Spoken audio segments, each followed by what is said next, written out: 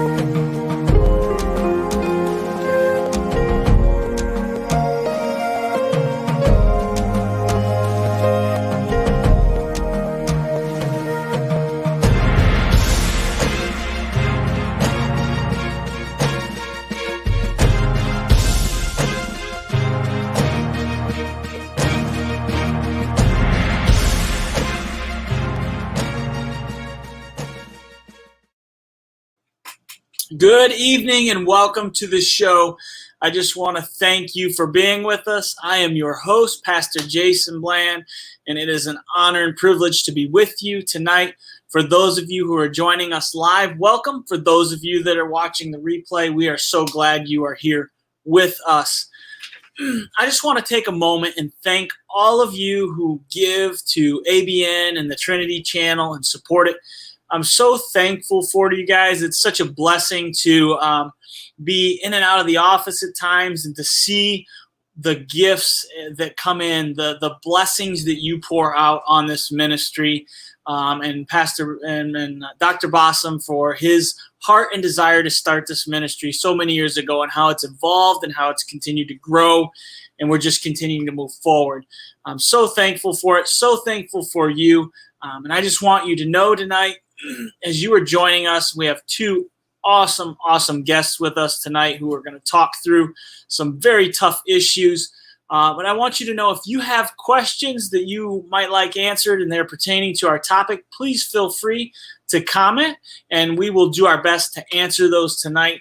But tonight we are going to jump in, and we're the topic of tonight's discussion is shining light on the unseen darkness of child sex trafficking in the U.S. This has been an ongoing thing. It gets swept under the rug so often, and other things get brought to light. There are certainly important topics in the United States and in the world around us, but this is one that needs to be brought to light even more. This is something that God has been poking and prodding at me for months to do, and I've been kind of fighting it, and I can't fight it anymore. You know, my heart just truly breaks for what is happening here in the U.S. in the sex trafficking, the trafficking that's taking place, and how it's getting swept under the rug, and things are getting slighted in California and Hollywood, and there's just so much that needs to be exposed. And I truly believe that we're living in a time where, we're definitely closer to the end of times than we were yesterday. And some of what we're seeing, the sickness, the filth and disgust of people, is certainly bringing us toward those end times and biblical times, and what we read in the Bible of end times. And so tonight we're going to jump in and talk to, like I said, two great guests about this topic. And I'm going to bring them both in. We have Naren and Brother Bashar. They are joining us tonight. Thank you both for being with us. I'm so excited to have both of you here. When I talked to the gal at the office about setting this up, I gave her several names, and I gave her three names, and you two were on there, and you two responded first, and so I was so excited. And Naren, we are just so blessed to have you as a human rights activist here with us tonight. Brother Bashar, I know your heart behind this, and so I want to hear from both of you kind of what was it that brought this about for you to be something that you want to tackle and go after, and why is it so important? And just kind of share your heart. Just Naren, we'll start with you, and then Brother Bashar, just kind of share, like, okay, what brought this to light for you in your life, and why are you so passionate about this topic? Thank you so much. Glad to be with both of you. Thank you, Pastor Jason. Thank you for the Trinity channel. This is a very dear topic to me, as a woman, as a mother, as a daughter, as a sister, as an American. I think that this should be a dear topic for everyone because this has affected our country in whole for many, many years. And, it's slowly coming to the light, and it should have been in the spotlight from day one. For a very long time, people thought it was just a conspiracy or that it was exaggerated until it started happening right in their backyards, right in our communities, affecting, many citizens in our country. And that is when we need to put our foot down. And, as a new mother, and even prior to that, just seeing our young girls get violated in the worst ways possible. And, so many people stood silent and didn't want to tackle the issue. And I think that really the silent group are as guilty as the actual traffickers if we don't do anything about it. So there's a lot of people who need our help, and they're crying out for help in a very indirect ways and direct ways, and we have to help them. We have to unite our forces together to help them to hopefully, decrease this to a degree where it's not going to be one of the top 10 issues in our country. Absolutely. Thank you, Narendra. Thank you. Brother Bashar. Yeah, I definitely echo the same sentiments from Nahrain. It is something that's been long ignored. And yeah, right. I mean, it's been pushed to the edges of conspiracy theories instead of, being seriously handled. But also, I think it's imperative on the Christian to take this seriously. I mean, here we stand vehemently against abortion and the murder in the womb, and yet it seems like outside the womb we kind of are quiet. So I think this is just as sensitive topic as abortion, is that we need to call out wickedness for what it is. And this is just way too pervasive in society. And it's sad that, again, it's sad that it had to take this long, but we praise God that, better late than never. However, we need to hear the cries of the suffering and the poor and the people who are going through it. So I got the text earlier this week about, this topic in the show, and I was adamant about being on it because this is such an important issue, and I'm so grateful that Trinity Channel and ABN wants to be a part of this discussion and able to inform people about what we're going to talk about, so people can really pray about this, stay vigilant, and realize that this needs to be tackled at a community level, at a local level, and a statewide level, and then hopefully eventually on a national level. So we got to start. We got to start somewhere. So I'm grateful to be a part of this conversation. So thank you. Awesome, Brother Bashar. Thank you. Yeah, I mentioned to our two guests a little bit about how I heard about this, and I began to get involved with it when a truck stop was coming into the area that I lived in, and then being involved in the city, then I looked at some of the stats and statistics of what kind of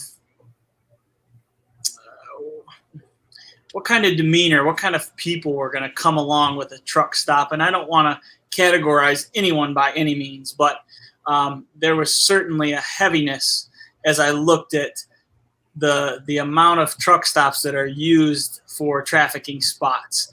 And then I remember early on in Detroit when the Super Bowl was here, and hearing about how those cities and times when the Super Bowl takes place are big trafficking sites. So heard about this, then a Christian band that I got connected with and had some conversations with. Several of them got involved overseas with this, and just it really sparked some interest in having some conversations with local and state law enforcement, and hearing these stories. It really broke my heart as an individual.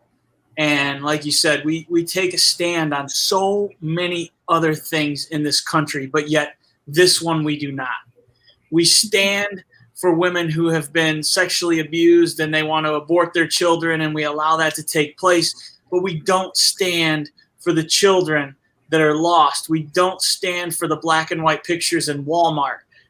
In the 70s and 80s, they were on milk cartons. Now they're on the, they're out there on. I noticed most recently Speedway had them scrolling at a gas station. These lost children, and it just breaks my heart to think, were they a victim of slavery? Are they a victim of this? And we are living in a sick world, and it saddens me to hear quote unquote professors out of places like Yale and Harvard University trying and striving to justify what these men and women are doing as a disease, that the reason they are taking these children and the reason that they are doing what they're doing is because of it's something. It's truly sin. When we boil it down, it is sin, and it needs to be brought to light. And I am truly thankful for the steps that our current government has began to take to bring this to light, to expose it. I think it's going to take much more than what's current, and it's going to hopefully we have a good solid foundation over the next several years in government to continue to expose it. But it is something that needs to be brought to light. And if you have children of your own, if you've had children of your own and you're not passionate about this, you should be. Dig into it, find out. Like you said, they've boiled it down to conspiracy theories, but there is so much, and we're seeing so much more. Children being abducted, and hearing the stories of 5- and 6-year-old kids being prostituted out, and it just breaks my heart. One of the questions that I get, and Naren, I want to ask you this, is, one of the things we try to do is try to figure out, okay, what do we look for? And so what type of signs should people look for when they're trying to spot victims of sex trafficking? Because it might not be a typical thing, but that's certainly one of the things that I've been asking in recent months.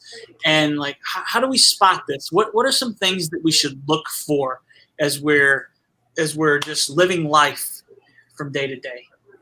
Absolutely, Pastor Jason. That's a great question. There's different signs that people can look for as far as the victims, as far as spotting the traffickers.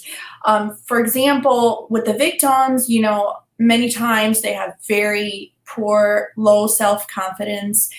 They're very malnourished. Just because they're not given the proper meals, the health care, they're living in very, very poor, housings. Living conditions are terrible. They may show physical signs of abuse as far as bruisings, cuttings, different, physical abuses such as those. And they may, not share where they work. They may not share where they live. And if you're lucky, if you find out where they live, many times the compound or the home that they are living in is actually the physical place that they are being abused at, as along with many other victims. And, many times they'll look to someone before they answer your question, if there is another person present. A lot of times that is one of the ringleaders or one of the sex traffickers that oversees the women. They normally have a certain amount of women that they have to oversee and monitor to make sure that they are not speaking out and that they're not crying out to anyone. These victims also, they may also be, not dressed properly because they're being forced to try to attract that type of attention, to forcefully sell their bodies. Many times too, they're not even 100% mentally because they are drugged. And this is just, a very, very heart-wrenching situation to see these women who are being drugged daily, hourly, every few hours they are drugged just to, they're treated like machines, just so they can actually perform the way that these sex uh, traffickers, ringleaders want them to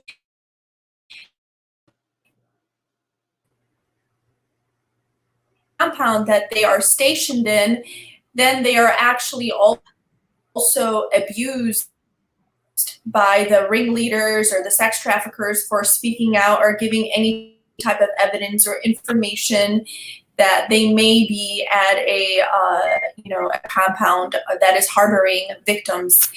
And for as far as the traffickers, what people can look for is if they are in a in a plaza or a market.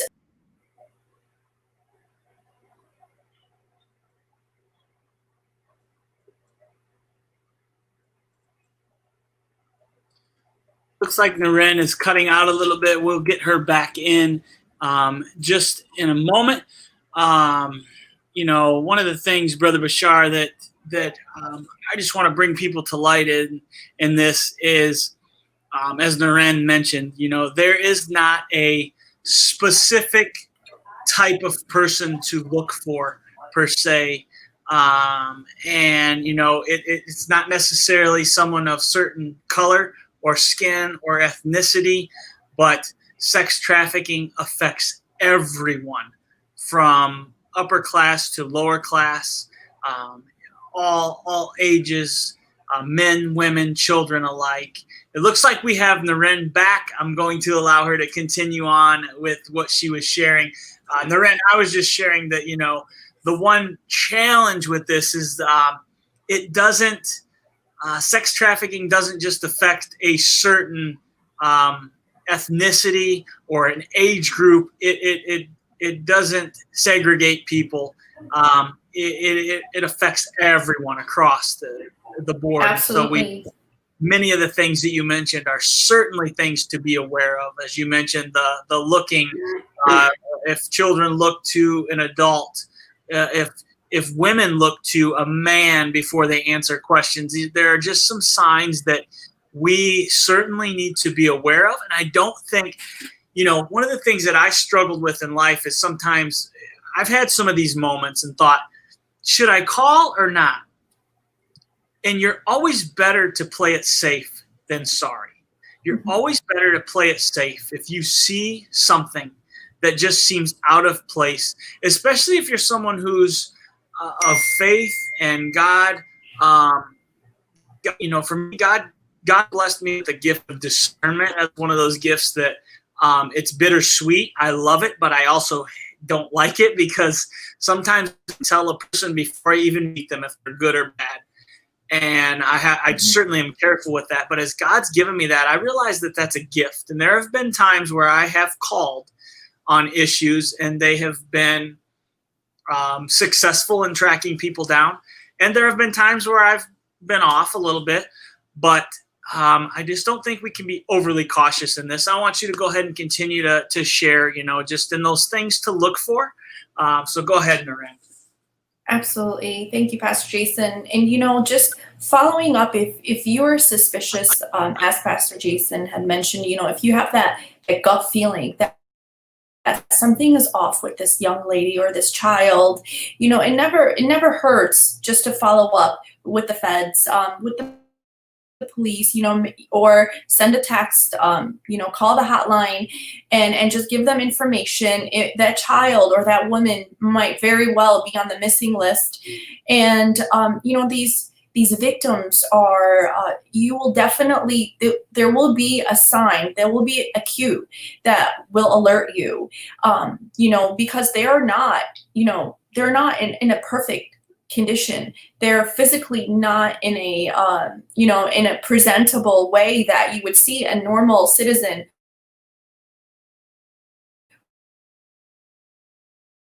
roaming around the streets.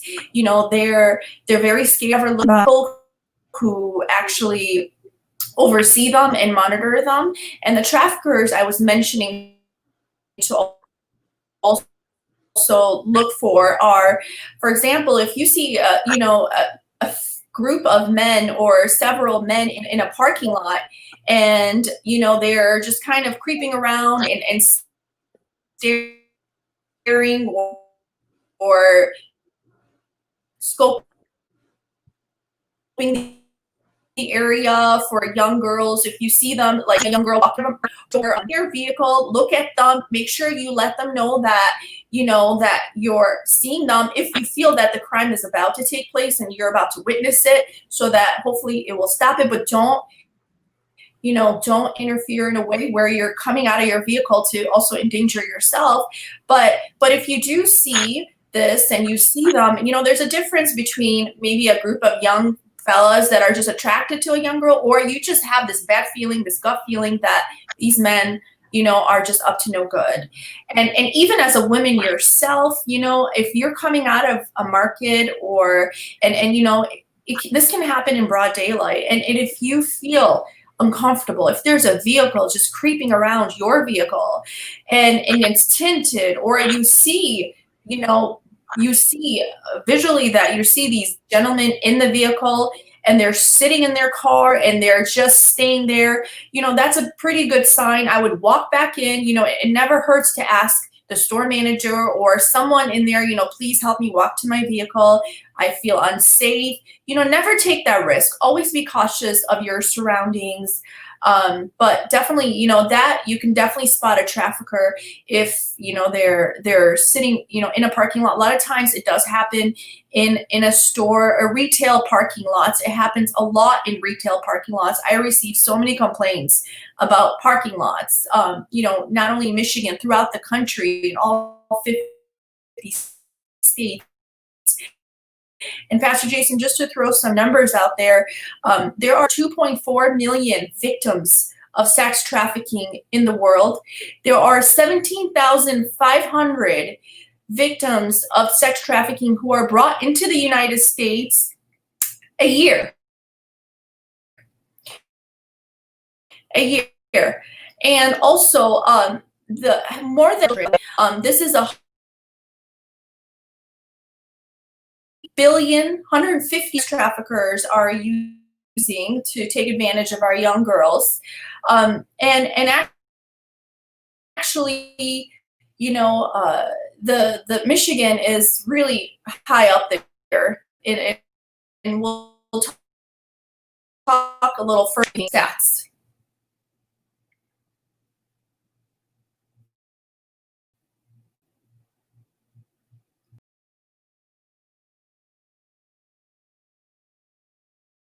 Momentarily. It's staggering, Brother Bashar, to hear these statistics. 2.4 million, 17.5, 17,500 are brought into the U.S. And again, I understand. I don't want to sound harsh here. I understand that there are other rights right now. I understand what's going on in Wisconsin, and again, there's been another incident where some officers have killed a black man, and I know that certainly all lives matter. And by saying that, I probably just singled myself out to somebody, and they're going to get upset with me, But the fact of the matter is, there is such a huge cover up of this. There are those that have been tied to former politicians that have been involved in this, and what we see, and when we get Naren back, I think we'll talk a little bit about it. Is we see that it is the wealthy that are able to afford and buy these children and use them for their purposes, and it truly is a sick and disgusting thing.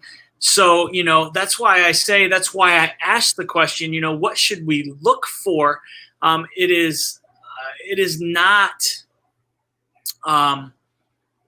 it is, what we see in those that are victims is, yes, we see the malnourishment, we see them looking to others, but the ones who are buying these children to perform these acts on them, to take them into these slave rings, are men of power and men and women who have money. And it truly is sad. It truly is sickening. Brother Bashar, do you have anything that you want to add to what Naren had shared and what we're saying, what we're talking about here? Yeah, absolutely, about how serious this is in America.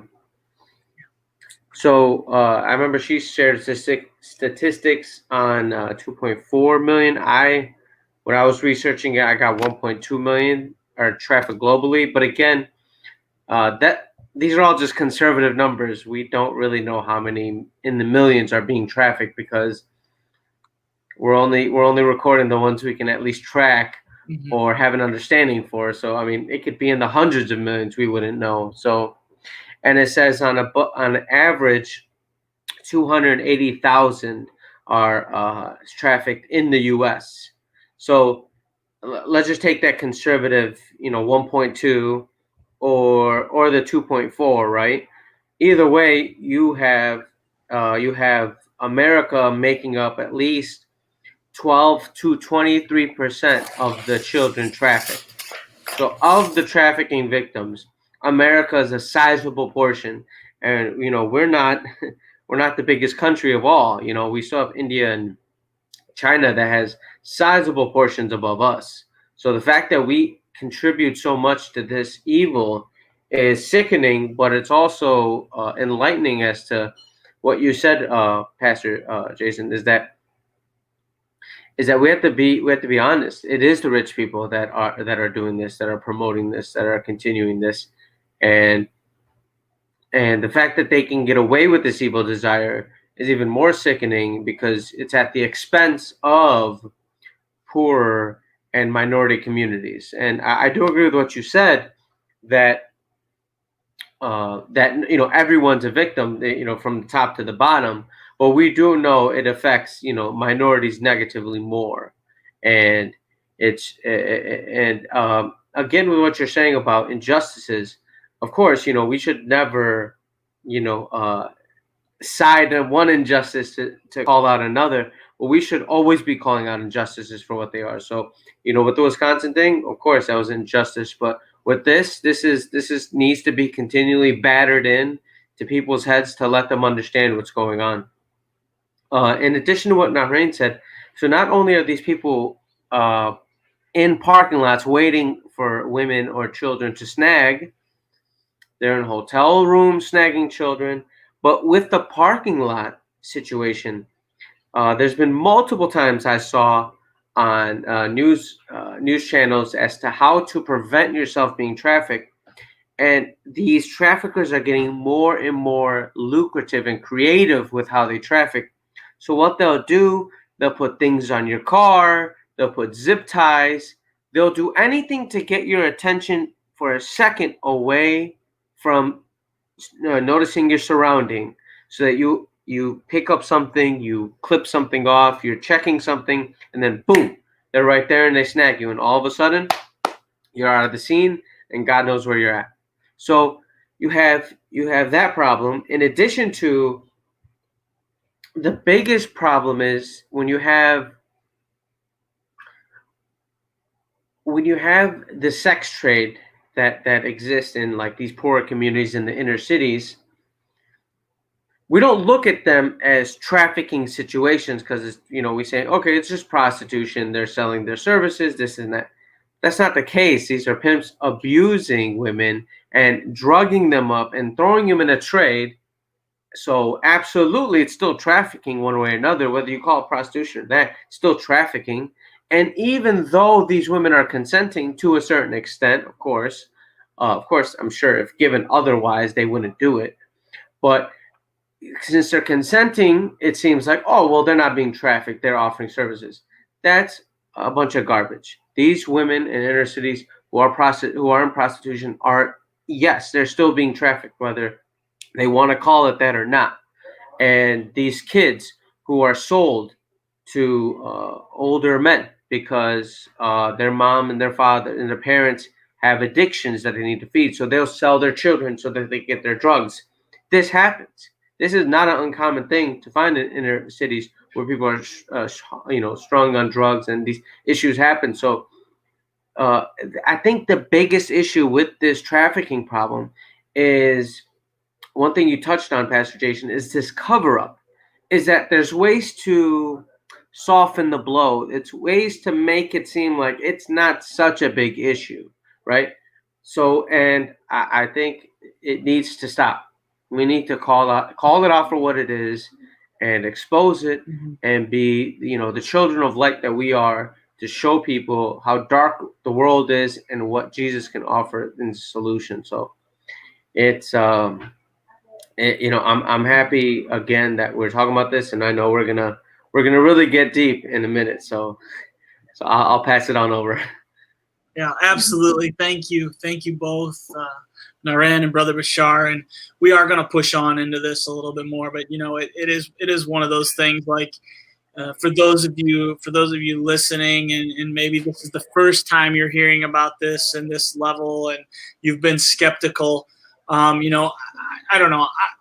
Where I grew up in the inner city, and I've always been skeptical of everything. I never trust anybody, and that's not always a good thing. But I've always been, I always challenge my boys. They're always asking me, even my wife, like, why are you looking around? Why are you checking?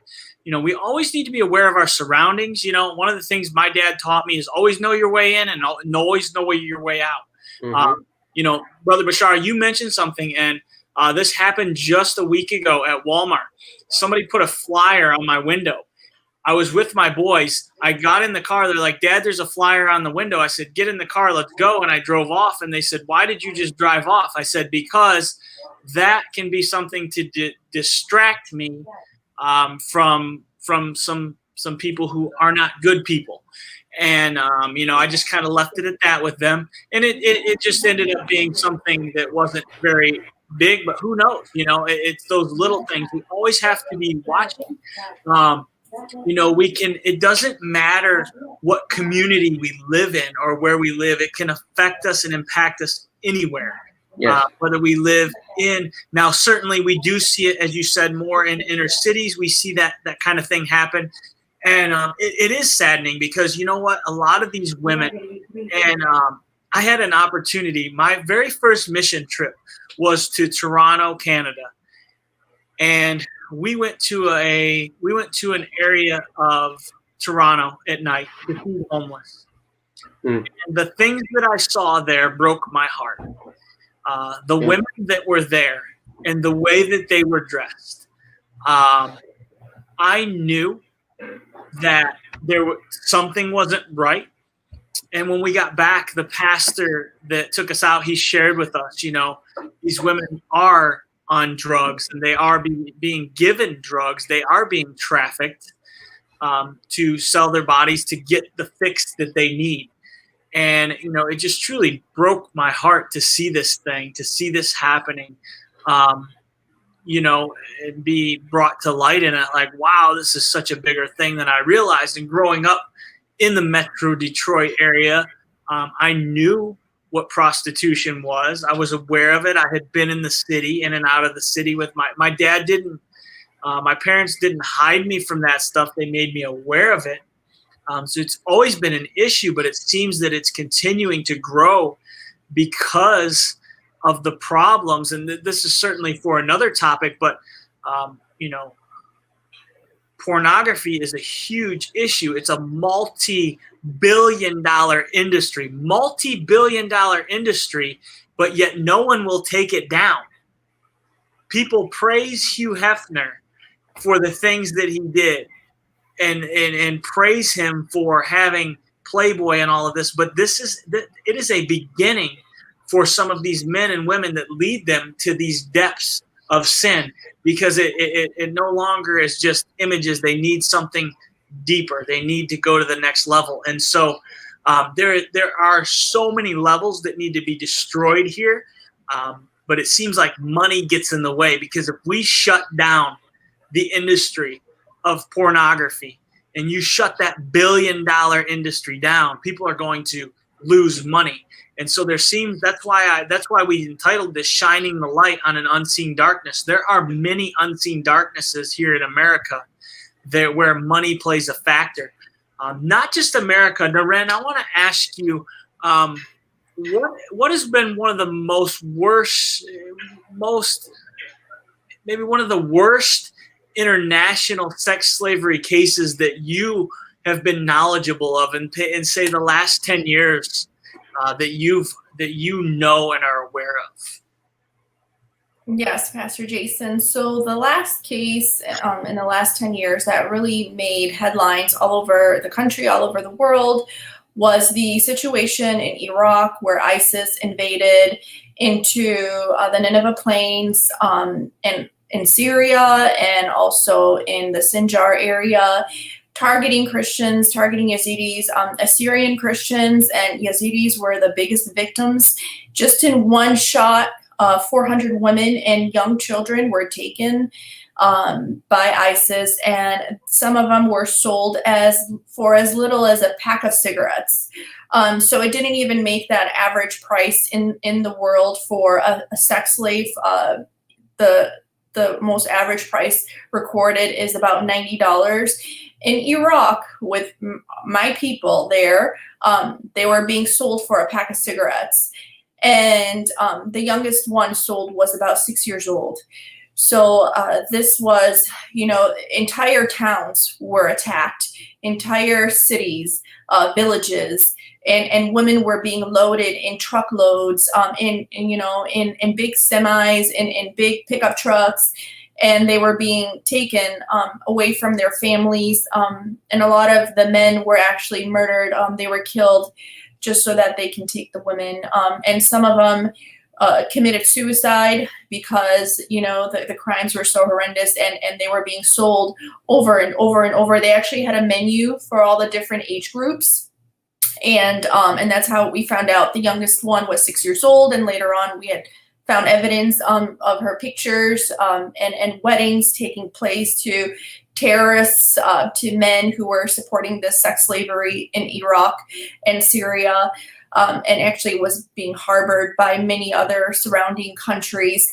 And so this was a very dear topic to my heart because it affected our own community, my own people, family members. This was just insanity, and the whole world stood silent, Pastor Jason. And they didn't interfere as women were being sold, some of them over 100 times in just a matter of a few years, being sold over 100 times. And keep in mind also, these women, because of our culture, they were virgins. They were virgins and being violated not once, not twice, hundreds of times over and over by these criminals, these savages, and young girls, and some of them who were lucky enough to run away, came back pregnant by these ISIS terrorists. And, I get emotional talking about it because I've spoken to some of these women and, they were just traumatized. And I'm not even sure if any type of psychological therapy can ever fix the trauma that they have endured. Here in the United States, we are also facing sex trafficking, but what happened to our community in Iraq is just so horrendous that I believe that, every human rights activist, every global leader needs to stand up and truly put an end to the abuse of young girls and our women by these savages who stood behind a ISIS terrorist flag. Absolutely.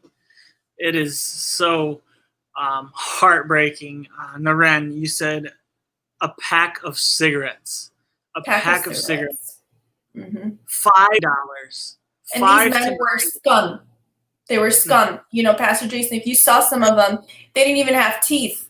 And they were horrible. And they were getting paid $100,000 a year to do those crimes. This is how it becomes a $150 billion industry, the sex trafficking. And it all didn't happen by coincidence.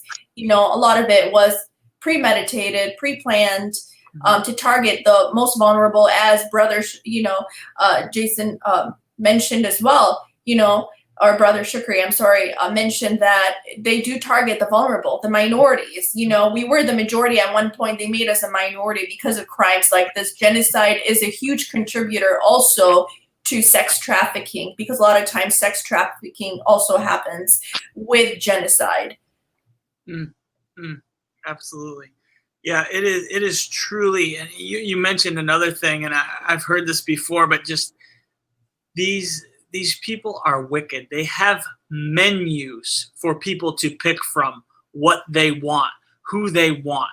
You have men and women choosing to pay to be with a certain kind of individual, to take care of a quote unquote sexual desire that they have, and they are paying for this. Sometimes a pack of cigarettes or $90 or whatever the case may be. It is, and here, what is so disturbing, like I said, to me, is to hear individuals who have PhDs at well-known universities standing up and saying that these men and these women, they have a sickness, so we need to relax on this. We need to give them the benefit of the doubt. What is wrong with what is wrong with our world? You mentioned it, Naren. Activists need to stand up. We need to hear more about this. We need to stop worrying about how many points this political person has and how many points they have and this and that. And let's stop worrying about how many people hate Trump versus who love Joe Biden. Let's focus on this problem that we have and solve this solution. Let's work together. We have men and women, we have children right now who have been abducted across America tonight from a local convenience store, grocery store, retail store, and yet we are silent. We're more worried about what's going on in government than we are in our own backyard. And it is disturbing. It is so disturbing that there's such this cover-up. I want to bring it back home, Naren and Brother Bashar, and just talk a little bit about some of the states here. And we did get a question here. Houston Webb says, is there an area in the U.S. where there are more situations than others? I am blind, so I do not know a lot about this. I think that leads us into those questions, a good topic of question of what are some of the high areas, the top states in the U.S., and we'll start with Naren there, where we see sex trafficking. Why do you think these states, especially like the top 5, made that? And what are some other states on that list? And we'll kind of start there and go from there with it. Absolutely. So the state for the highest number of cases is actually California. California has 1,500 cases a year. As far as per capita, it's definitely Nevada. Nevada has the highest, 7.6 per 100. So that's pretty high per capita. But California having the highest number of cases for having such a large population, to follow with Texas, also Florida and New York, and Texas having 1,000 cases a year. But imagine, this just resets 1,000 cases a year, 1,500 a year. Every year there are, and these are just documented. As Brother Bashar mentioned, this is just the ones that they're being documented. There are so many others that are happening that are not properly vetted, are not properly documented as sex slavery or sex trafficking. And a lot of these states, that's a great question. A lot of these states, they have a large traveling cases, a lot of international travelers, and also they're either near an international border or they have an international border. So like Texas, California, Michigan, Mexico, Canada. So there's, a lot of, and this is why, it's very important for our very protection, our very national security, is to have border control. And that's not to keep, just immigrants or illegal immigrants out. We want immigrants. That's not the issue. The bigger issue is sex traffickers, criminals that are using our borders to bring in girls, to take out girls, and they're very, very professional in what they do. They are very under the radar, and they know our system. And just to give you an example, just in 2015, under the previous president, Michigan was number 2 for worst sex trafficking in the entire country. In 2015, we were number 2. Just in the last statistics in 2019, we became number 10. And this is why it is important to have border control. It doesn't matter whether someone's on the left or the right, if they're Republican or a Democrat. This is about our security. This is about our young girls, protecting our young girls. It shouldn't be, does that party, are they against border control? Are they for it? That means I'm going to be against it. No. Border control is to eliminate not only sex traffickers, but there's a lot of illegal smuggling of weapons, a lot of, illegal drugs. There's just, it's all connected together, Pastor Jason. So these international borders with these states that are having the highest number of cases a year, it is very important to truly, truly monitor these borders so tightly and really know who's coming in, who's coming out. And, a lot of the border control, the patrolling are actually trained to spot these sex traffickers. So they're trained for this. And if we don't have enough of them, then how are we going to catch these sex traffickers that are literally these families that are complaining they have young girls who just disappeared. They never saw them again. And sure enough, a lot of them are making it out of the country. And, and some of them are still in the country. We can't even find them in our own country, but let alone once they make it out of that border, then there's even a lesser chance of them to ever get reunited with their girls again. How devastating. Absolutely. Absolutely. It is just, Houston, you asked, and I think you're watching. It is certainly something to inform yourself about. Naren, one of the things I remember from about 6 years ago or so, I remember just diving in and hearing about there's this area in Arizona where it's kind of there's a part of the territory we've kind of relinquished back to Mexico. It's still American territory, but we don't go there. And there's a lot of trafficking that takes place in that area just south of Phoenix, Arizona. It is so important. And again, it's not necessarily, it's not about whether they have a D or an R on the end of their name. And I get, there are so many people fighting against having a wall for Border Patrol, but it is things like this that are taking place. It's these dead zones, these places that you don't go, that Americans forget about, that we just kind of leave out there, that this stuff is taking place, that girls in states like California, Nevada, Michigan, Florida, New York, everywhere, they're being trafficked to those areas, sold off, taken to Mexico. Powerful men in America are flying to Mexico to buy them, bring them back here, and use them at their disposal.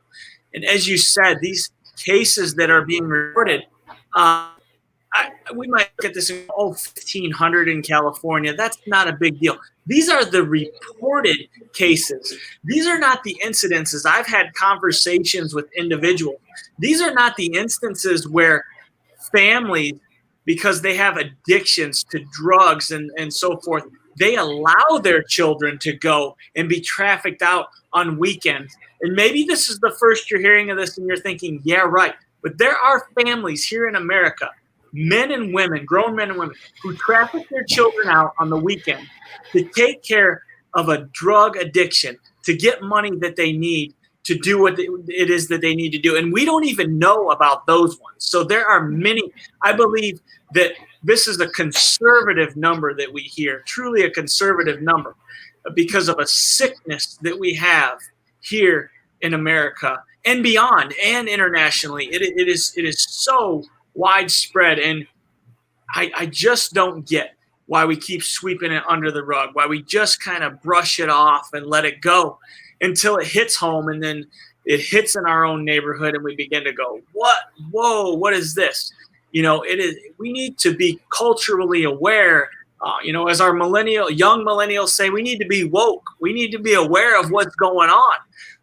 So that's why I felt it's so important to talk about this, to share this. Here in Michigan, we have taken some steps to have border patrol, and it's not to keep people out. It's to keep out those that don't need to be here and allow the ones that need to be here, because we are close to the Canadian border. And as I shared with Brother Bashar, Loren, as you were out for a few moments, I was in Toronto in the early 2000s and had opportunity to do ministry there. And the trafficking that was taking place in the Toronto area just blew me away, really broke my heart. For just seeing these young men being trafficked out there in the Toronto area. So it is such a huge problem. And Pastor Jason, for California to have so many cases a year, that's where Hollywood is. Where I'm wanting to know, where are all these celebrities that get so involved in politics, that get so involved in other topics, for having such a huge topic of children being sold, of women being sold? I would like to know where all of them are. That is something that they should all, because people, young girls will look up to them. And if they say, you should carry a pepper spray, or, you shouldn't be texting on your phone when you're walking out of a shop, just pay attention to your surroundings. There are simple things that they can do, such as these, like rappers, singers, celebrities, actors, get involved, but they're nowhere to be found because they don't care about our society. Or if they don't, maybe they should start to. Yeah, absolutely. I'm not one to point fingers, because my mom taught me when you point one finger, you're pointing three at yourself. But you're absolutely right. It does raise questions. And I know that any of you that are watching, you've seen it. There are conspiracy theories out there. But I also think there's truth to this. Why is Hollywood being silent? Why are they not standing against this? They stand against other things. They stand against, let's just be honest, they stand against the Republican way. They stand against those who are in office currently, but they won't take a stand against this. It does make you question. It does make you wonder, where are their values? Where are their priorities? What is their focus? And the ones that do stand up against it, here's the thing. The ones that do stand up against it, they are rid from Hollywood culture. They are cut out of being in movies. They are cut out of this. And so here's the thing. Here's the thing that I want people to know. And I remember this from 2 months ago. My son had a fifth grade graduation, and his principal said, go out there and be the change that you want your world to see and be. I was told the same thing in fifth grade. And now I'm standing up and asking Hollywood, where are you? Why are you so silent? And I'm being told to shut up. And I know that that's not politically correct language, whatever, but I'm told to be quiet and just go with the flow, to just follow the flock. That is not okay. And I don't stand for that. And we deserve to have answers. We deserve to know why. Why are they willing to stand up for certain things but not this? Answer the questions. Okay, if it's just a conspiracy theory, then come out and prove that those conspiracy theories are wrong. If someone called me out on something, I would stand up and prove them. If I wasn't in the wrong, I would stand up and say, this is why I'm not wrong. I would show them that I'm not wrong. But we are not seeing that in places like Hollywood, in California. And so what else are we to believe? Why are they not? Why are they not taking a stand against it? Brother Bashar, you look like you got something you want to say, so go for it, man. Yeah, no, Pastor Jason, it is such a hard topic to talk about because just emotionally, you get upset, you get angry, and it's hard to keep a level head, So, it's simple. The reason why nobody will talk about, especially in the elites and the higher politicians and these actors, is either they're a part of the system or they're complicit in their silence. So I'm not ashamed to say it. Call me conspiracy theorist, but even when the Harvey Weinstein revelations were coming out, even when that one actor was exposing the pedophiles and all the producers in in Hollywood, people say whatever they want to say. They can say, well, no, we love our actors, we love our producers. Even when the Roman Polanski thing came out, everyone wants to just defend these people who are just who are sick, who don't care about society, and want to teach us about morals, and yet they have nothing to say about how children are being treated, how child actors are being treated, how females are being treated in Hollywood. I have no time to hear it. I have no time for people who want to lecture us but don't want themselves to be judged on the same accountability standard. So, in addition to that, I think, and it's tough to even say this, Pastor Jason, but the reason why we have such a problem with this trafficking, because it's so pervasive in America. So I think it's estimated that I think 400 to 800,000 children go missing every year in America. Now, statistically, they say about 3/4 to 80% are found and recovered, which is great, praise God. But we still have to account for the 20 to 25% that don't come back. Were they trafficked? What happened to them, right? Mm-hmm. And to piggyback off Nahrain, when I found out Michigan was in the top 10, it really broke me, because it's like, if we all, how did we let Michigan become part of the top 10? We are at fault. People are like, well, it happens under our noses. No, we're at fault. We should have been more vigilant. We should care more about children to try to stop this. Instead, we're so busy with our lives, so busy, consumed with our time, consumed with our phone. Michiganders let this happen. We've let this trafficking issue to pervade in our society. And the other conversation people really don't want to have about this is, it's so pervasive. We've had cases of child protective services, people in CPS who accordingly are trying to correct bad parents, but have been caught taking kids and trafficking them. So here's an organization that's by the government that's supposed to protect children, trafficking them. Now, we don't know how much, so I'm not going to say they're all corrupt, but you have orphanages and group homes that children get trafficked through.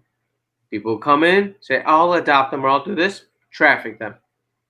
Then you have religious organizations and like UNICEF and these international organizations, and you have these religious organizations who are also complicit. So, we can blame the elites all day long, but when we realize it's also happening on a local level, we ought to realize we've let this evil, wicked deed get its tentacles far-reaching into all areas of society. So anywhere children are, you will find traffickers, you will find pedophiles, you will find people who are going to abuse them, because we haven't done the due diligence to seek this out and to get them out. So another conversation that people don't want to have is, you have different types of, pedophiles. So you have ones that are the wolves, right? That are pervading, that are wicked, that need the capital punishment. However you want to say it or not, they just need to be eliminated. Then you have pedophiles who were abused as children, and then they continue the cycle of abuse because they don't know any better. Right. And then you have ones that, just like you said, Pastor Jason, who started with pornography, who started with a little bit of sin, started growing up in their darkness, and then entertain things like child pornography. So there are sections of people that can be helped and can be brought back to the light, and Jesus can, save them. But there are people that just need to be stopped. And it's not incumbent on us to figure out who's who. We need to stop all this. And thank God for this channel. Thank God for this opportunity to bring this to light. And it just reminds me of Ephesians 5. I don't want to take up too much time because I know there's still so much to go over. So Ephesians 5 says, 5:11, and have no fellowship with unfruitful works of darkness, but rather expose them. For it is shameful even to speak of those things which are done by them in secret. But all things that are exposed are made manifest by the light, for whatever makes manifest is light. Therefore he says, awake you who sleep, arise from the dead, and Christ will give you light. And it's incumbent on Christians especially to shine this light. And I think what Paul says, it's shameful to even speak. Really, to speak these things out, it brings horrific images. It brings tears and anger in our heart to think this goes on under our noses. But praise God, he's using this channel and using level-headed people like us to speak out on these things without being outraged and without being physically disturbed by what we know. So I just praise God, and I'm just so glad that there are people who want to speak out and are not scared to. Yeah, Brother Bashar, you mentioned some things, and here's the thing, as someone who is a person of faith and reads God's word for what it is, what we're seeing today is nothing new. We were seeing it then.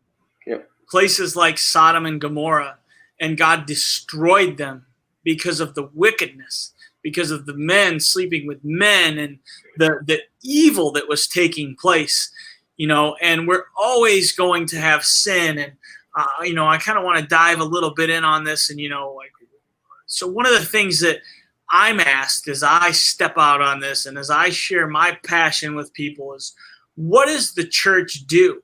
How can the church stand in the gap? How can the church bring forth, and I say, the thing that I say is it starts with us. It starts with men. Yes. Because there are many men who have or have had problems with some sort of level of pornography or something of that nature. And it is tough, and it can be deep. And it starts with us men getting our lives in order and in a way that we align with God. It starts there. It starts having men of integrity in your church and in your community. And because here's the thing that I see with so many people is sin. It's an old song. Sin will take you farther than you want to go. It will keep you there longer than you want to stay. And I think that one of the reasons that churches don't get active is because we're afraid of our own sins being exposed as we try to tackle something like this. And so we have to know that we're not perfect people. We do have sins in our lives. And, church, I think the thing that you can do is, again, it starts with you and in your heart. You purify and cleanse your heart with the Lord and get it right. And, no, you're not going to be perfect. As I sit here and talk to you tonight, I am not perfect. I am a human man. I put my pants on one leg at a time, socks on one foot at a time. I have imperfections in my life, but I know that this area of sin is huge and we need to stand against it. We need to take a stand. We need to move forward. We need to address the issue that is before us. And it starts, we can't change the world in one day. Rome wasn't built in a day, but it starts with us. It starts here and now. And that's what we have to do, is we have to act. And we have to remember that your past does not determine your future. The sins of your past don't have to determine your future. And so many of us get caught in the guilt and the shame. And there are men and women, and maybe there are men and women who are going to see this not today live right now as we're watching it, but you're seeing it in the future, and you've been a part of this. You've been abused. You've been a part of sex trafficking. You've been hurt. Reach out and get that help. Don't feel shame. You were mistreated. You were a victim, and God does not want you to stay there in that. He wants you to overcome that. Naren, I want to ask you, we're just going to continue on. Normally we would take a break, but we're going to continue on there because there's just so much to cover. We really probably need like 3 or 4 shows, but we've got one right now. And so I want to ask you this question. How do women and some men become involved in this sex slavery initially? Because that's another question that I hear. Well, like, how does this happen? How do people get involved in this? And someone who knows more about that, just give us your take on that and what you know about it, please. Yeah, absolutely. Just like for the traffickers, just like any mob, they all kind of recruit each other, who they can trust, just like the black market. But as far as the victims, a lot of the international victims, actually the way that they are brought in is they are, given promises, given, that they're able to get them in through the borders, and hopefully for a dream to immigrate. And so they think that, they're coming here for immigration purposes, and then they find themselves in a, sex trafficking ring. And then they immediately, kidnap them and drug them, and then they throw them in a room to be one of the sex trafficking victims.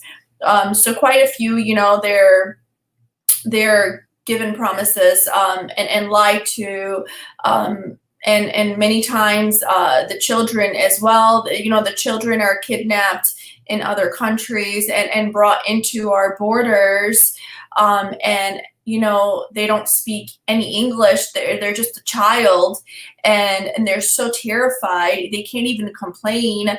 And if they're a young girl, they'll try to raise them to a age they feel is appropriate to become a sex victim, very young.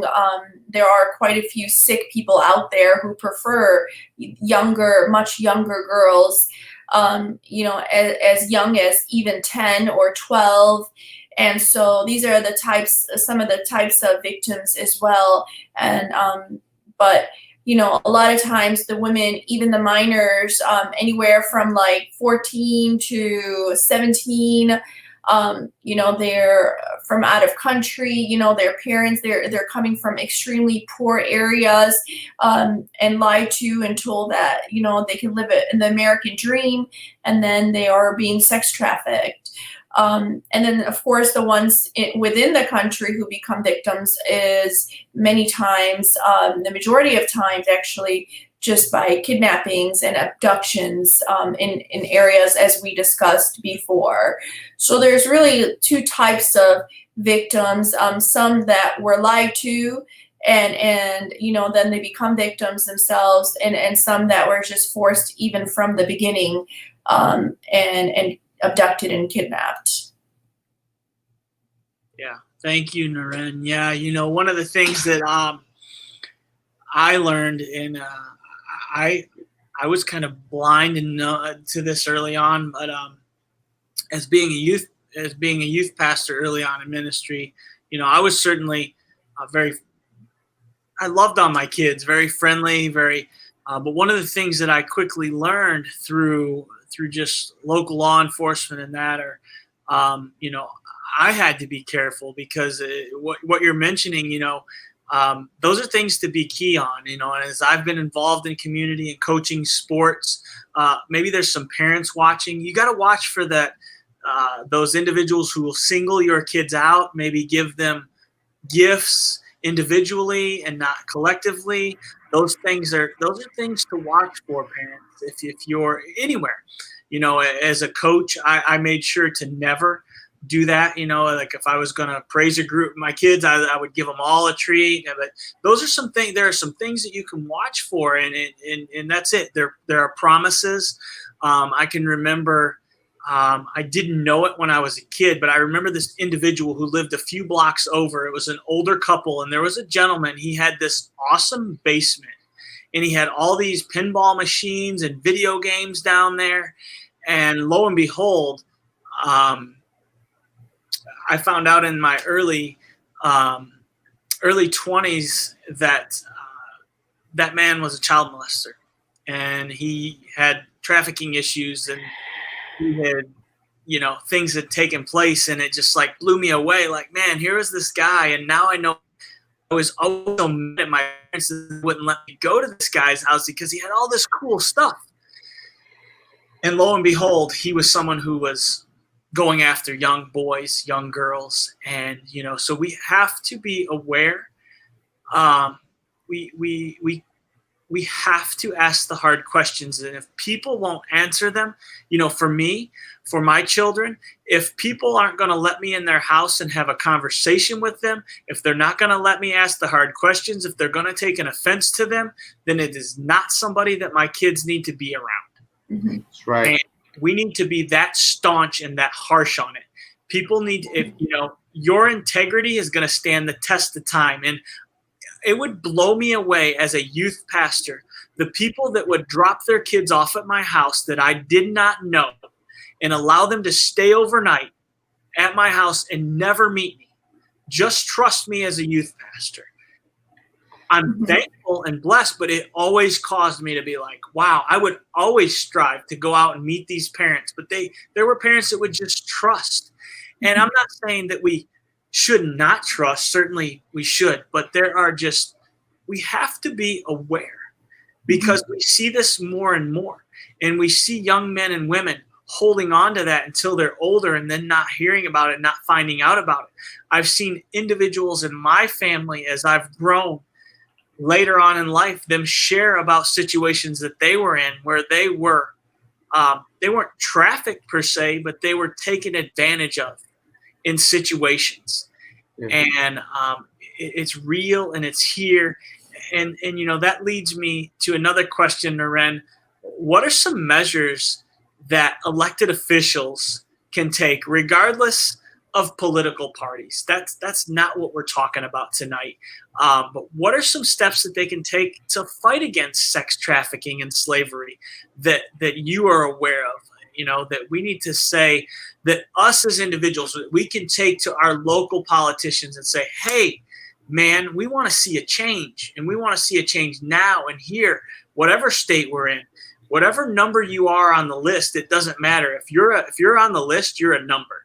Whether you're 50, 15, or 1, it is happening, and it shouldn't. So what are some things that we can take to our state leaders and say, hey, let's make a change? Absolutely. And that's a great question, Pastor Jason. And, the elected officials, so these candidates, that come out, and regardless of what party they're in, you have to look at what their policies are and what they're pushing forward. And if there is a official or a candidate who's running who doesn't talk about national security, who doesn't mention things like sex trafficking, which is huge in the United States, and speaking locally out of Michigan, but just in, it's in all 50 states. It's in over 161 countries. But, just looking at details that they speak about, that they promise to touch base on when they win. And if they don't mention, securing our borders and not allowing, enforcing police funding the police, not defunding the police. The police, the detectives, the police, a lot of time the detectives were police officers. And this is how a lot of times they're promoted to become detectives. And these detectives actually fish for sex traffickers, and they try to bust these rings of sex traffickers. There was a huge case actually just in Michigan alone that was busted just in the city of Warren. It was a house you would have never imagined. It was completely under the radar, and it was the city of Warren that busted that ring of sex traffickers. That was one of the biggest contributors of sex traffickers in Michigan. And that could have been really one of the biggest cases that brought us to number 10 from number 2. So these elected officials, you are enabling these people to take power of your life. You cannot vote for someone that doesn't care about what is valuable to you. Your family values, having your child and your young girls be safe, and your young boys, and just women in general, and not voting for anyone that is not speaking about pedophiles and that it's unacceptable. And, this is all very important topics. And these are things that are happening right now. They happen every day. They happen every hour of the day in all 50 states. And especially in our state, and so looking at this as a bipartisan cause, and just, really, really trying to vote and empower people who believe in our values, and protecting our country, protecting our national security, protecting our young girls. And if they don't show those highlights as their top topics, then forget about them. Don't put them in a chair that will not enforce any laws to protect our young girls, and not pay any attention, and not empower the police to further dig in and try to find more of these underground rings that are literally trading our girls right from underneath us, and right through the borders, and right back in, and all around us. And it's happening every day. And it's just slowly emerging to the top. And I'm so glad it is, because this is just heart-wrenching, even as a mother, just, new mother, and just, I can't bear to feel the pain for these mothers that lose their young girls. Can you imagine getting a phone call and your girl has been abducted, and you'll never find her? Once these sex traffickers get a hold of these young girls, there's a very low percentage. Once they're traded, there's a very low percentage they will ever be found again. There was a report on an elected official. His young girl was kidnapped. And with that type of power, he was never able to get his girl again. She's gone forever. And so it's just, it's very frightening, very frightening. Yeah, absolutely, Naren. I too challenge people. You can look at your elected officials, as she said, and see what they stand for, see what they brush off. Right now we have an individual who stands on the other side, who is potential to be a president, and he has cases against him where he has been involved with women that he should not have been, and the media is brushing it under the rug. And some of you might come back and say, well, yeah, we see that with President Trump too. But don't just listen to the media. Do the research, dig yourself, look into it, look at who you're voting for. Don't rely on the media to be the source of your information. Google is out there. It's a thing where it's been said millions of times, we are so heavily informed, but yet we're so dumb because we just rely on everything that everybody says, when we can do a search and really find out the answers. And yes, I can look and see that our current president has had cases come against him, 8 or 9 or so, but I see that 1 or 2 of them could be something that could be potential to stick, where the others are not, where yet I see Google, I see Yahoo, I see Google, I see YouTube removing things from their media to cover up current things that are going on with candidate Biden. And, the list goes on. It's not just him. And we do need to caution ourselves, see what we're voting for, who we're voting for, who we're allowing, those that are voting for, approving prostitution to be legalized, like that. What? We need to be aware of these things. As Naren mentioned, don't just sit back. So demonic. It is so demonic, and we just when they brush that stuff off and make jokes about it, that is a sickness. That is sickening. I watched some of what happened last week with the Democratic Party convention, and I've watched some of the Republican and whatever. Where I stand doesn't really matter. But when I watch some of them last week pinpoint and try to point things that the Republican side that they're not even taking a stand for or against, it just breaks my heart. It breaks my heart to see men and women that we elect to positions, but yet we don't look at what they're voting for or against and what they stand for. Again, they promise things, but yet their track record doesn't lead it there. We need to be aware. We need to expose this. And we need officials in local and higher levels, from local to the top, in positions, men and women who are surrounding themselves, whether they're men and women of Christ at the time or not, themselves with men and women of Christ that are standing against this sin and this evil, wicked way, and saying we're not gonna put up with this. We're not gonna stand for this. We're gonna make a change. We're gonna make things happen.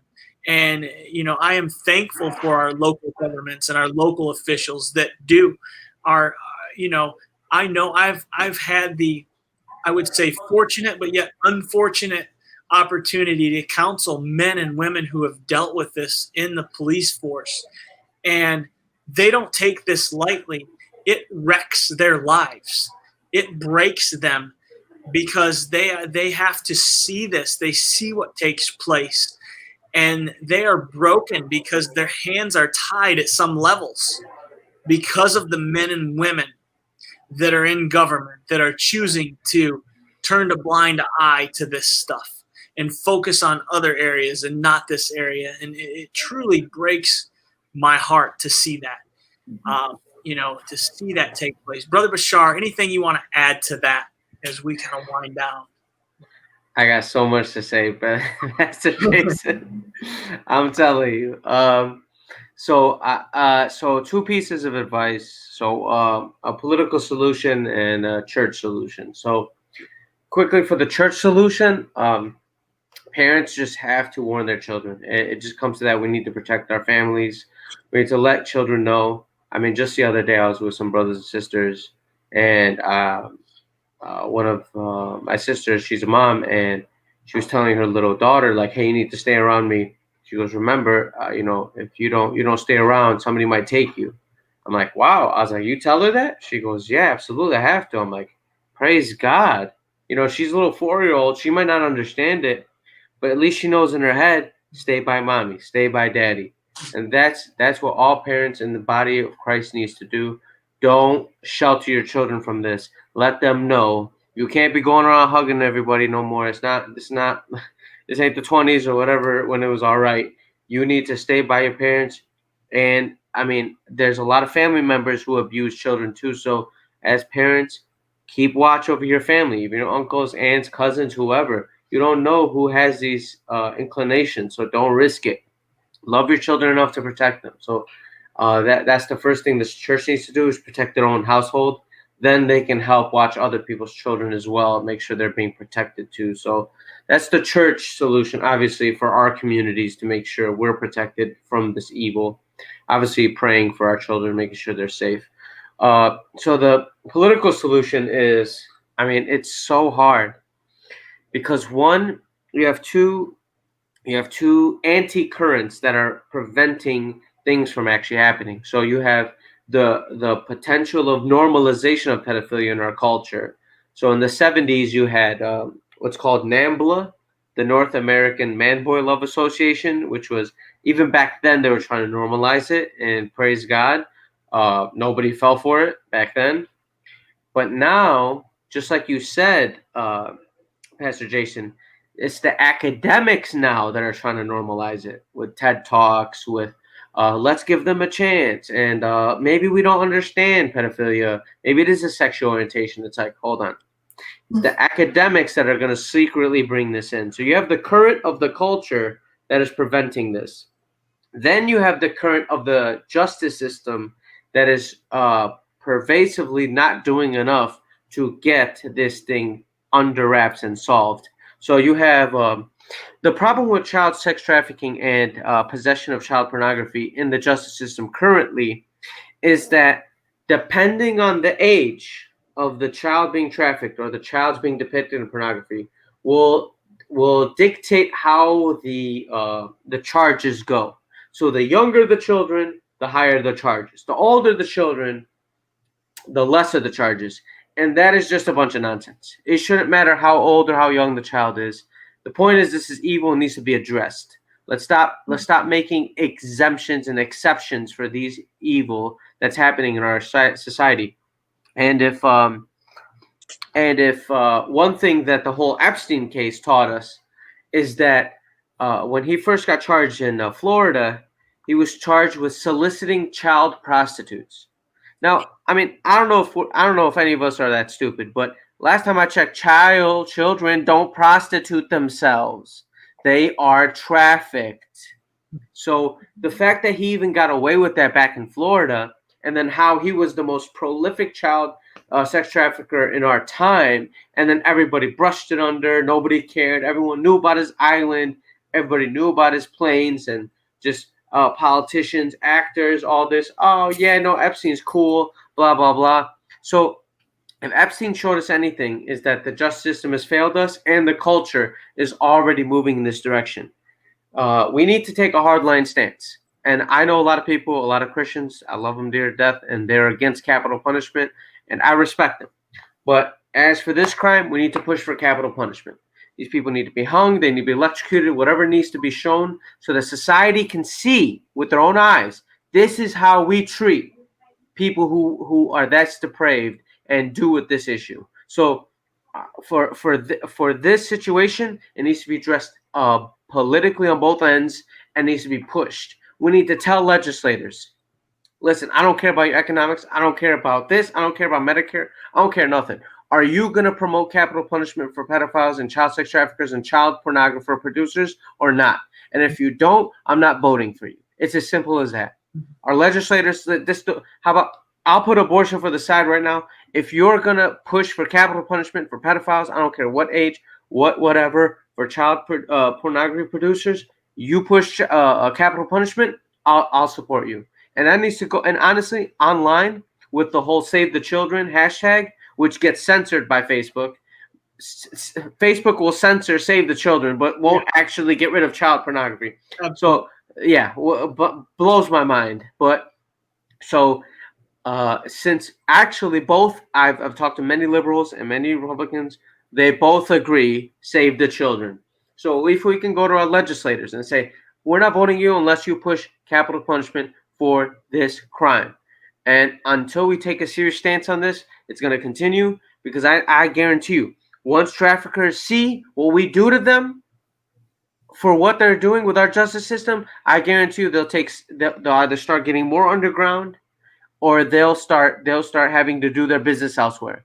But unless we take a hardline stance, we're going to keep seeing this fluff. We're going to keep seeing cover-ups, and this issue is not going to be addressed. So I completely agree. I think that, very well said, Brother Bashar, but I think that if we don't show, a strong stand against these types of severe, horrendous crimes that cannot be reversed, and we're lucky when they are reversed. I think it's just by chance that, we get lucky and we catch, a big ring, and because they're so good at what they do, they've been doing it for so long. But, like Brother Bashar, if we show a strong stand, if there is some sort of severe punishment for sex trafficking, for child, pornography, I mean, for these, going back to the elected officials, when will they care when it's their own child?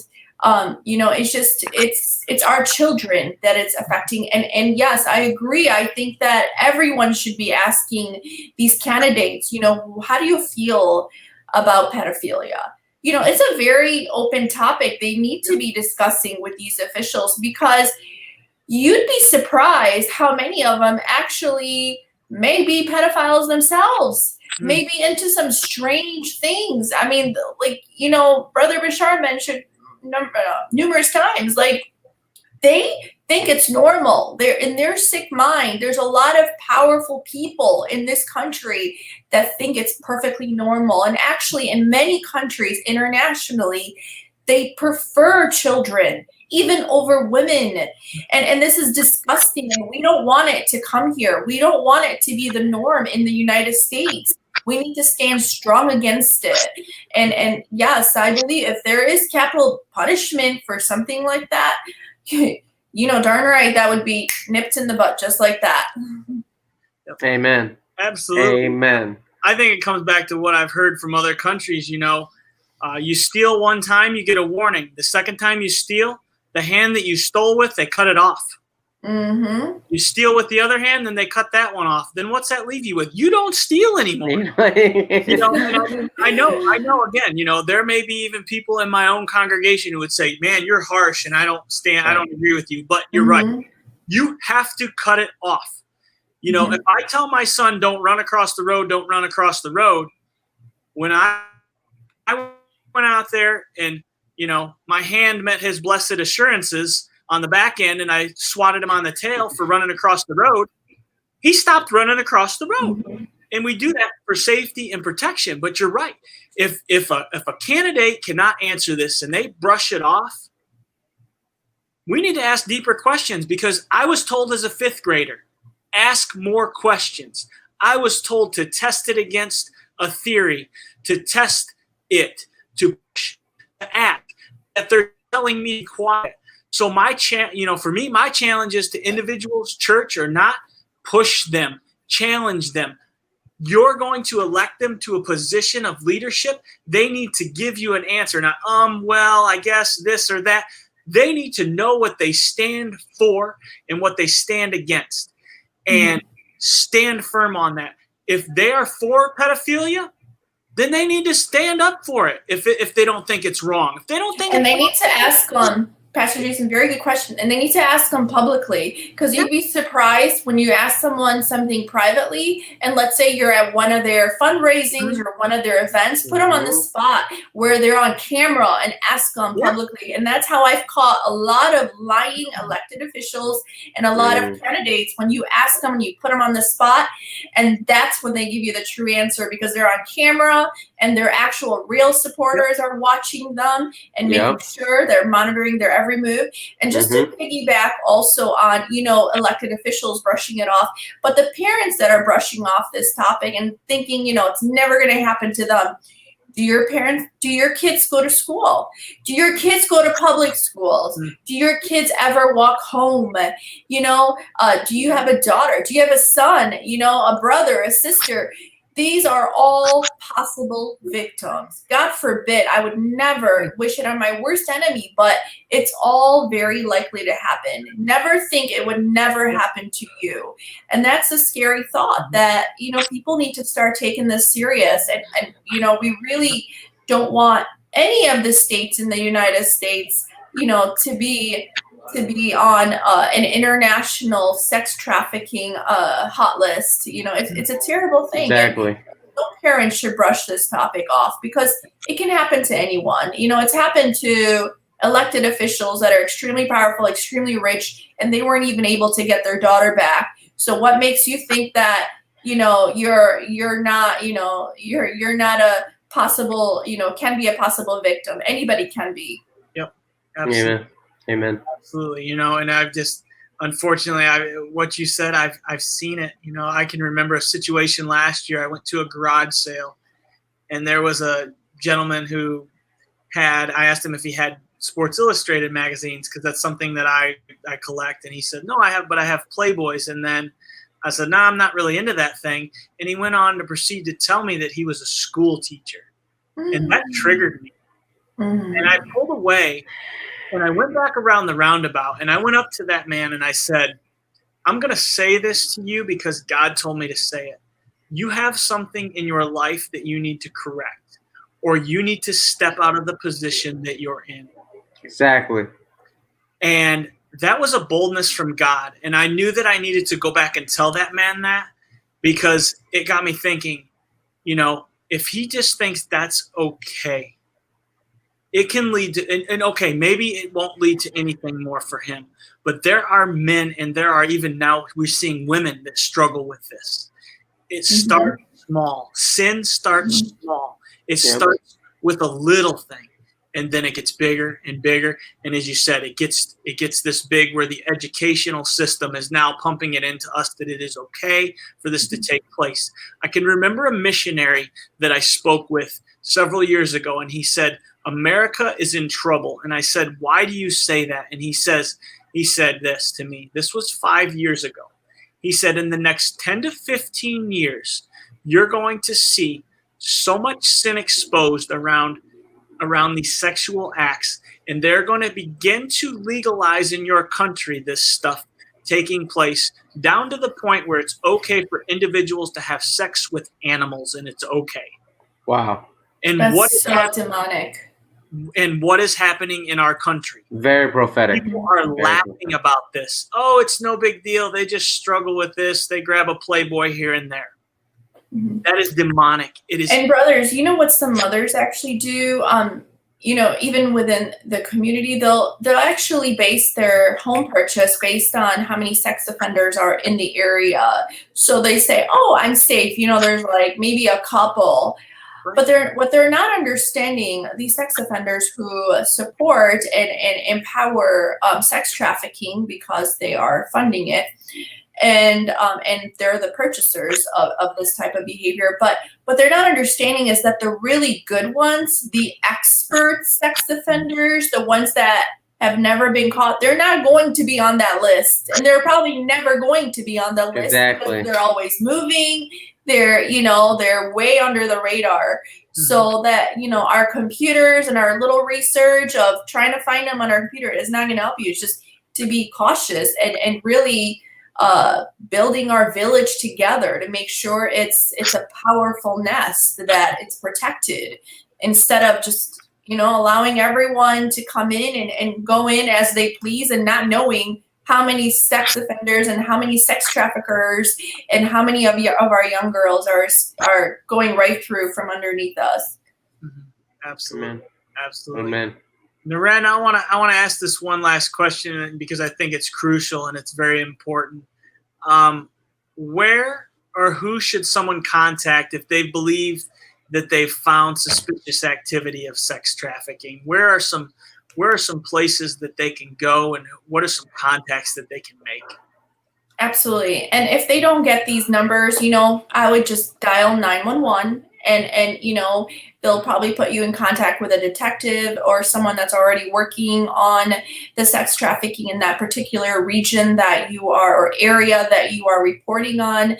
But first, I would like to highlight, you know, please do not approach the suspected criminal that you may think is a sex trafficker, because you may be endangering your life. Many times they're armed, they're dangerous, and they operate in a pack. They're not operating as a single person, as a single unit. But their number, the actual hotline, is the 888-373-7888.